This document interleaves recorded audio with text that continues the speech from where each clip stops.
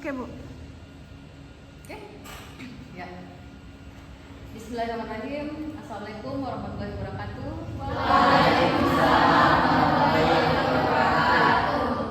Ya, sebelum kita mulai pembelajaran kita hari ini, saya harapkan kita berdoa terlebih dahulu dan kami persilakan kepada Haikal untuk memimpin doa. Baiklah teman-teman, sebelum kita memulai perkuliahan kali ini, marilah kita berdoa sesuai agama dan kepercayaan kita masing-masing. Doa dimulai.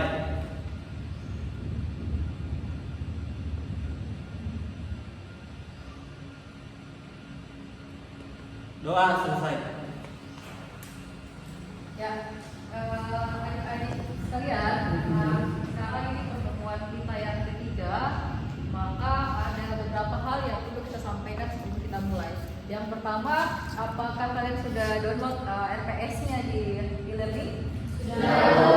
Nah, yang kedua, kalian sudah mengisi absen belum? Sudah. Kalau sudah mengisi absen, kemudian sudah download RPS, berarti kalian sudah mengetahui bersama bahan kajian apa saja yang akan kita bahas pada pertemuan kita kali ini. Nah, karena ini adalah pertemuan ketiga, maka saya mau tanya dulu apakah adik-adik masih ingat pembahasan atau penjelasan dari materi kita sebelumnya atau tidak? Masih kan tidak? Nah, siapa yang bisa menjelaskan pertemuan sebelumnya? Oke, berarti semua mahasiswa di kelas ini bisa menjelaskan ya. Tapi saya mau menunjuk satu orang saja. Coba Cika. Baik Bu, untuk pertemuan minggu lalu itu yang pertama ada konsep hematologi, di mana hematologi itu adalah ilmu yang mempelajari tentang darah. Terus ada juga hematopoiesis Bu. Hematopoiesis adalah proses pembentukan darah, dalam hal ini eritrosit, leukosit, dan trombosit Bu. Ya, baik. Nah, seperti yang kalian dengarkan oleh teman-teman kalian, jadi pertemuan sebelumnya kita sudah membahas tentang hematopoiesis atau proses pembentukan dari darah. Nah, karena proses pembentukan darah itu terdiri dari beberapa jenis sel, tetapi jenis sel itu kita belum jelaskan, maka pada pertemuan kali ini kita akan membahas komponen sel darah. Nah, komponen sel darah itu terdiri dari beberapa bagian. Nah, di pertemuan kali ini kita akan membahas. Tapi sebelumnya saya mau tanya dulu ke adik-adik. Nah, kalau tentang komponen darah, kalian pernah tidak ikut IPA atau di sekolah teknik SMA dulu? Nah, kalau bisa nggak kalian kaitkan dengan hematopoiesis kemarin yang kita sudah jelaskan? Tidak. Kalau proses pembentukan darah itu terjadi di mana? Jadi di sumsum tulang. Kemudian ada beberapa komponen darah yang dihasilkan di sumsum tulang yang nanti akan menentukan apakah tulang tubuh kita berada sel darah tersebut dengan normal. Nah, yang pertama bisa kalian lihat di poin kemampuan ahli yang diharapkan pada pertemuan kali ini, di mana mahasiswa harus mampu menjelaskan fungsi dan komponen darah. Dan waktunya itu karena kita juga SKS, maka 2 kali 50 menit ya, 100 menit kita akan bahas. Dan poin-poin apa saja nanti yang akan kalian dapatkan? Yang pertama, kalian harus bisa mengetahui, menjelaskan fungsi dan komponen utama darah.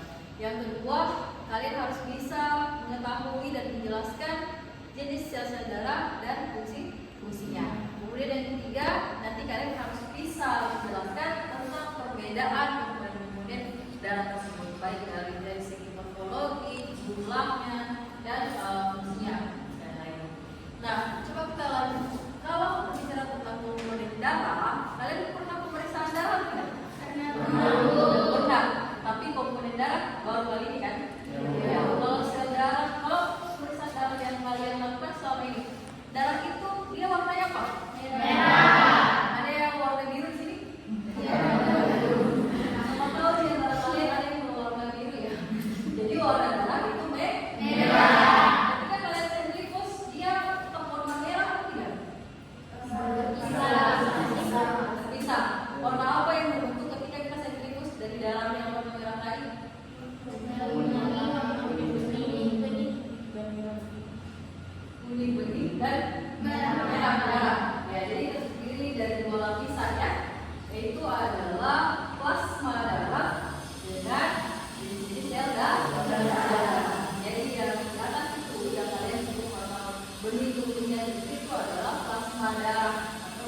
sel darah ketahui. Kemudian di bagian bawah itu adalah komponen dari sel darah.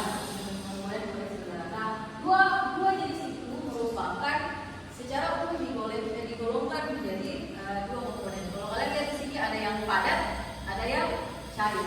Kalau yang padat yang mana di antara dua itu? Yang di bawah. Kalau yang cair yang di mana? Di atas. Berarti ada yang padat, ada yang cair. Lalu komponen sel darah itu yang mana? Yang di bawah. Kalau yang bawah berarti yang komponen apa namanya? Padat. Komponen padat. Next slide. Nah, ini adalah proses hematopoiesis secara keseluruhan. Jadi bisa kalian lihat di proses hematopoiesis ini itu ada jenis-jenis darah yang nanti akan terbentuk. Nah, yang pertama, karena kalian tadi sudah ketahui bahwa di dalam tubuh itu sel darah terbentuk di dalam sumsum tulang. Di dalam sumsum tulang nanti komponen-komponen darah itu akan terbentuk menjadi beberapa jenis darah. Nah, yang pertama dia akan membentuk namanya eritrosit. Yang kedua dia nanti akan membentuk leukosit. Dan yang ketiga dia akan membentuk trombosit. Ya, tetapi kalau kita ketahui secara komponen keseluruhan tiga jenis sel ini, dia tidak langsung matang di darah, tetapi dia berdiferensiasi dulu namanya dari jenis-jenis sel indukannya menjadi sel-sel yang kemudian bisa menjalankan fungsinya. Jadi kapan dia bisa menjalankan fungsinya? Ketika dia sudah terbentuk menjadi jenis sel yang kalian sebutkan tadi. Kalau masih proses dari stem sel darah, apakah dia sudah bisa menjalankan fungsinya? Belum bisa, karena dia belum beredar di dalam pembuluh darah. Dia masih berada di dalam sumsum tulang. Jadi seperti itu. Nah, tiga jenis sel yang sudah matang ini itu berasal dari diferensiasi sel-sel yang berbeda. Oke, kita bahas satu-satu. Kalau eritrosit, maka dia diferensiasi dari proeritroblast namanya. Oke, nanti dari proeritroblast dia akan menjadi polikromatik eritroblast dan menjadi eritrosit. Kemudian kalau yang leukosit dia dari mana? Leukosit itu ada dua sel induknya. Yang pertama mieloblast dan yang kedua itu limfoblast namanya. Kalau mieloblast, kalau kalian lihat di sini ya, kemudian dia nanti akan berdiferensiasi menjadi tiga jenis sel. Oke? Yang pertama itu adalah basofil. Yang kedua itu eosinofil. Yang ketiga itu neutrofil. Saya mungkin sudah pernah menjelaskan ada dua kategori dari leukosit atau klasifikasi dari leukosit secara umum.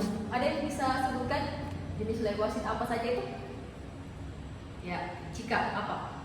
Ada yang bergranula dan ada yang tidak Ya, bergranula. pintar. Jadi ada yang bergranula, ada yang tidak bergranula. Nah, kita lihat kembali tadi bahwa kalau mieloblast ini dia nanti akan berdiferensiasi menjadi tiga jenis sel. Apa nama selnya? Kalau yang tiga jenis ini dia yang bergranula atau yang tidak bergranula? Nah, kalau tiga jenis sel ini dia adalah sel leukosit yang bergranula. Sedangkan kalau yang tidak bergranula yang mana? Yang tidak bergranula itu ada limfoblast dari limfoblast ya. Kemudian akhirnya nanti dia akan diturunkan menjadi limfosit. Betul. Itulah yang kalian bilang itu limfosit. Nah, jadi tempat tadi yang dikatakan Haikal sama siapa kamu? Siapa? Fatimah. Bahwa itu adalah limfosit.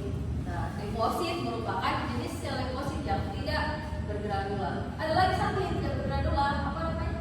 Monosit. Ya, betul. Jadi monosit juga merupakan jenis sel leukosit yang tidak bergranula. Nah, kemudian yang ketiga yaitu jenis sel trombosit. Dia ini adalah awalnya bentuk sel namanya megakarioblast. kardiolis ini ketika dia berdiferensiasi dan terjadi maturasi, maka dia akan berubah menjadi megakariosit. Setelah menjadi megakariosit, dia menjadi trombosit. Sebenarnya ada sel darah merah yang belum matang di sini. Ada satu jenis sel darah merah yang belum matang di sini, namanya retinosit. Ya, retinosit. Ini dia sudah beredar. Kan kalau yang lain jenis selnya masih di dalam sumber tulang. Tapi kalau retinosit ini sudah beredar, hanya dia belum matang.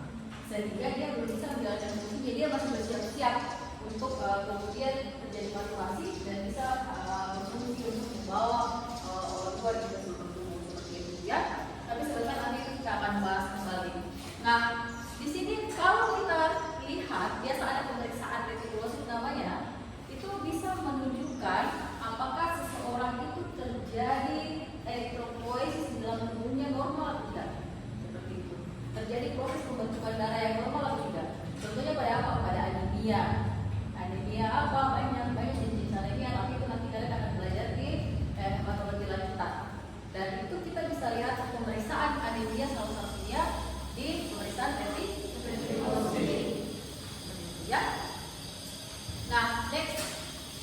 Kemudian kita lihat di sini ada beberapa ini sama dengan yang tadi, hanya ini adalah gambar sumber tulang tadi di mana dia merupakan tempat stem sel darah yang nanti akan tempat terbentuknya sel-sel darah atau komponen darah.